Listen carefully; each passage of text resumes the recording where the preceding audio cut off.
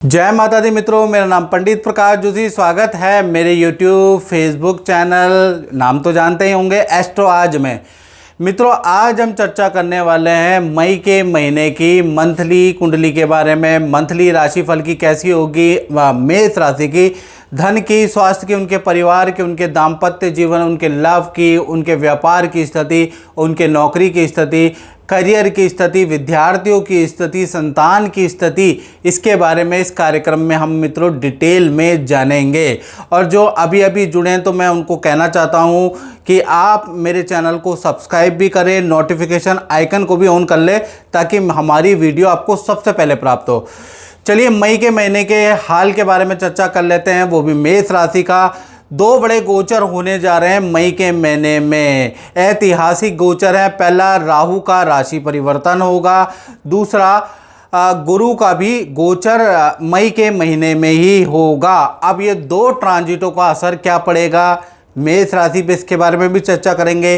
साथ ही साथ सूर्य भी मेष राशि के अंदर बैठे हुए हैं, यानी उच्च के बैठे हैं, तो उसका असर मेष राशि पे क्या होगा इस कार्यक्रम में चर्चा करेंगे। सबसे पहले हम राहु के गोचर के बारे में बात करें तो राहु का जो गोचर है वो आपकी राशि से अगर देखा जाए तो लाभ भाव में, जी हाँ, लाभ भाव में राहु का गोचर, राहु का ट्रांजिट हो रहा है।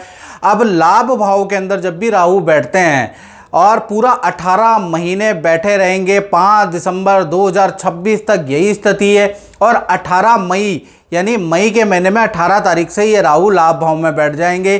शास्त्रों में लिखा है एकादशे गोचरे राहु धन वृद्धि कारका। एकादश भाव लाभ भाव का होता है, वहाँ पर कुंभ राशि के राहु, कुंभ राशि शनि की राशि है, उसमें जब भी राहु बैठते हैं तो शुभ फल देते हैं।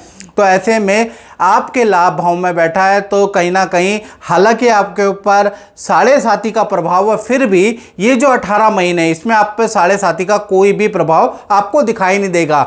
ज्योतिषी लोग आपको डराते रहेंगे कि ये हो जाएगा वो हो जाएगा, लेकिन ये 18 महीने यानी कि 5 दिसंबर 2026 तक धन की स्थिति बहुत ही अच्छी है। अभी लाभ भाव में राहु जैसे ही आ जाएगा वैसे ही 18 महीने में आपका किसी सरकारी योजना में या तो नाम निकलेगा, लॉटरी भी निकल सकती है, लकी ड्रॉ भी हो सकता है, उसका योग आपका बनता है। विदेशी व्यक्तियों से बड़ा लाभ होगा, कोई विदेशी व्यक्ति आएगा 18 महीने में, अच्छा खासा आपको डील, कोई लाभ देगा, या विदेशी या कंपनियों से आपको कुछ लाभ होता हुआ नजर आएगा। साथ ही साथ लाभ भाव में राहु एक्स्ट्रा इनकम, 2 नंबर की इनकम, कमीशन की इनकम भी देता है। तो यहाँ पर मेष राशि वालों को वो भी 18 महीने के लिए मिलती हुई जाएगी। साथ ही साथ विद्यार्थियों के लिए भी राहु बहुत अच्छा है, विद्या में ब्रिलियंट रिजल्ट आपको 18 महीने के लिए मिलेंगे। साथ ही साथ जिनकी संतान नहीं है उनको संतान सुख मिलेगा। गर्भवती जो नवविवाहित युवतियां हैं तो उनमें संतान संबंधी आपको खुशखबरी मिलेगी। गर्भ धारण नहीं हो पा रहा तो गर्भवती भी होने के योग बनते हैं।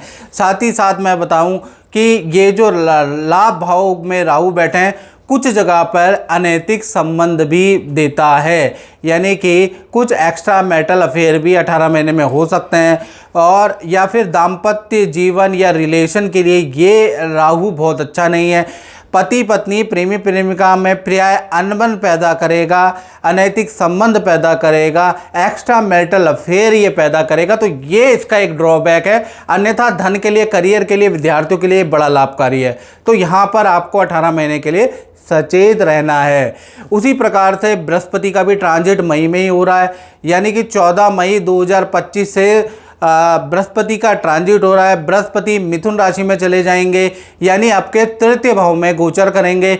अब तृतीय भाव में जब भी बृहस्पति ट्रांजिट करेंगे तो कहा जाता है तृतीय भावे गोचरे जीवा, कहीं ना कहीं इष्ट जन और वियोगदायका, यानी कि तृतीय भावे गोचरे जीवा इष्ट जन वियोगदायका, यानी कि तृतीय भाव में बृहस्पति की प्लेसमेंट बहुत अच्छी नहीं होती है। ऐसे में जो आपके मित्र हैं, जो आपके यार दोस्त मित्र रिश्तेदार में से कोई सदस्य आपसे दूर हो जाएंगे, उसके योग नज़र आ रहा है। क्योंकि इष्ट धन वियोगदायक है, यानी कि कोई ना कोई वियोग आपको सहना पड़ सकता है। तो यहाँ पर बृहस्पति की पोजीशन, बृहस्पति का गोचर आपके इष्ट मित्रों के लिए बहुत अच्छा नहीं है। और राहु भी यही संकेत दे रहा है, क्योंकि राहु का गोचर भी आपके रिलेशनशिप और पार्टनर के लिए अच्छा नहीं। तो दोनों गोचर ये बता रहे हैं कोई अपना या तो आपको धोखा देगा या आपको छोड़ के जाएगा, उसके योग नज़र आ रहे हैं। चलिए अब मंथली राशिफल के बारे में चर्चा कर लेते हैं। मई के महीने में, ये तो मैंने आपको गोचर बताया है, और ज़्यादा डिटेल में जानकारी चाहिए तो उसके लिए आप क्या कर सकते हैं, 7210124289, ये जो मेरा व्हाट्सअप नंबर आ रहा है, इस पर कॉल नहीं करना, याद रखिएगा। फिर आप कॉल करेंगे, कॉल उठेगा नहीं तो आप कहेंगे कि आप यहाँ कॉल ही नहीं उठता। कॉल बहुत आते हैं, आप मुझे व्हाट्सएप करें, उसमें date of birth, time of birth, place of birth आप डालें, और हल्का सा शुल्क रखा है वो पे करके मुझसे टेलीफोनिक आप बात कर सकते हैं। चलिए आप मई का महीना मेष राशि के लिए कैसा रहेगा इसके बारे में चर्चा कर लेते हैं। तो ये मेष राशि की आपकी कुंडली है, मई के महीने की आपके सामने आ रही है। ओए होए, सूर्य आपकी ही राशि में बैठे हैं। तो सूर्य आपकी राशि में होने से मई के महीने में या तो आपका सिलेक्शन कहीं पर होगा, या आपको कोई मान सम्मान मिलेगा, कोई अवार्ड मिलेगा, उसके योग नज़र आ रहा है। या कई बार सूर्य जब भी मेष राशि में होते हैं तो किसी बड़े सेलिब्रिटी, बड़ी राजनीतिक हस्ती से व्यक्ति की मुलाकात भी होती है। तो मई के महीने में खासकर 1 तारीख से और 27 मई के बीच में सूर्य उच्च के जब तक है तब तक कोई सम्मान या अवार्ड मेष राशि को मिलेगा, या कम से कम किसी बड़े सेलिब्रिटी, राजनेता, अभिनेता से आपकी मुलाकात होगी। और देखा जाए तो दूसरी घटना के बारे में चर्चा करें तो मंगल देखा जाए तो कर्क राशि में बैठे हैं। तो मंगल कर्क राशि में बैठने से कहीं ना कहीं 1 तारीख से लेकर 21 मई तक कहीं ना कहीं आपका बिजली पे बहुत ज़्यादा खर्चा आएगा। आप महसूस करेंगे इलेक्ट्रॉनिक आइटम घर के ख़राब हो रहे हैं, कभी ये रिपेयर कराओ, कभी वो रिपेयर कराओ। रिपेयर कराने के बावजूद भी मई में और रिपेयर कराने की ज़रूरत आपको पड़ेगी। तो बिजली के आइटम एक तो ख़राब हो रहे हैं, और बिजली के आइटमों से करंट लगने का आपको खतरा भी रहेगा, 1-2 को झटके भी लग जाएंगे। पेट संबंधी परेशानियां भी आपको, क्योंकि नीच के मंगल हैं कर्क राशि के, तो आपको रह सकती है मेष राशि वालों को। या मई के महीने में एलर्जी की प्रॉब्लम, फोड़े फुंसी की प्रॉब्लम आपको रह सकती है। तो मई का महीना खासकर 1 तारीख से लेकर 21 मई तक हेल्थ के छोटे मोटे इशू रहेंगे, करंट के योग या बिजली पे आपका खर्चा रहेगा। तीसरी घटना के बारे में अगर हम बात करें तो तीसरी घटना ये है कि मई के ही महीने में वृषभ राशि में बृहस्पति विराजमान है। हालांकि 14 तारीख के बाद वो मिथुन राशि में चले जाएंगे। तो 1 तारीख से लेकर 14 मई तक, पहले धन की स्थिति के बारे में बात करें तो खर्चा आपका 14 मई तक बहुत ज़्यादा बढ़ जाएगा। और इस समय पे आपके खर्चे होंगे, आय तो आएगी, लेकिन खर्चे भी आपके होंगे, परिवार पे खर्चे, पूजा पाठ पे खर्चे, और लायबिलिटियों पे खर्चे, लोन चुकाने पे खर्चे, यानी खर्चों में आपकी कमी नहीं होगी, खर्चे उल्टा बढ़ेंगे। तो 14 मई तक इनकम आ रही है, इनकम में कोई दिक्कत नहीं, लेकिन खर्चे आपके होंगे, कुछ पेंडिंग वर्क है उन पे भी आपका खर्चा होगा। फिर 15 तारीख से बृहस्पति देव मिथुन राशि में गोचर कर जाएंगे, यानी कि आपके तृतीय भाव में गोचर करेंगे। तो और देखा जाए तो जब तृतीय भाव में गोचर करके उनकी जो सप्तम दृष्टि आपके भाग्य भाव पे पड़ेगी, तो कहीं ना कहीं भाग्य भाव आपका प्रबल हो जाएगा। और जैसे ही भाग्य स्ट्रांग होगा तो भाग्य आपका 7वें आसमान में पहुंच जाएगा, यानी कि मेष राशि का भाग्य प्रबल हो जाएगा बृहस्पति की दृष्टि से।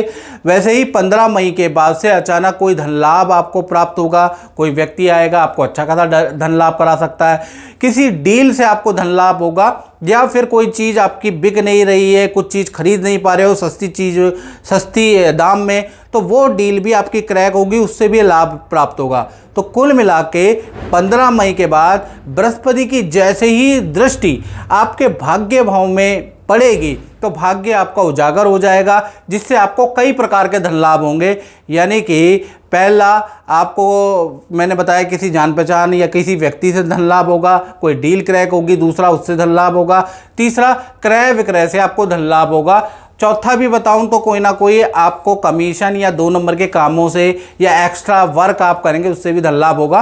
तो 15 तारीख के बाद बृहस्पति का जो गोचर है वो आपके लिए लाभकारी है। साथ ही साथ चौथी घटना के बारे में मेष राशि की बात करें तो चौथी घटना होगी कि चतुर्थ भाव के स्वामी मई में तृतीय भाव में बैठे हैं। तो चतुर्थ भाव के स्वामी कौन है? चंद्रमा।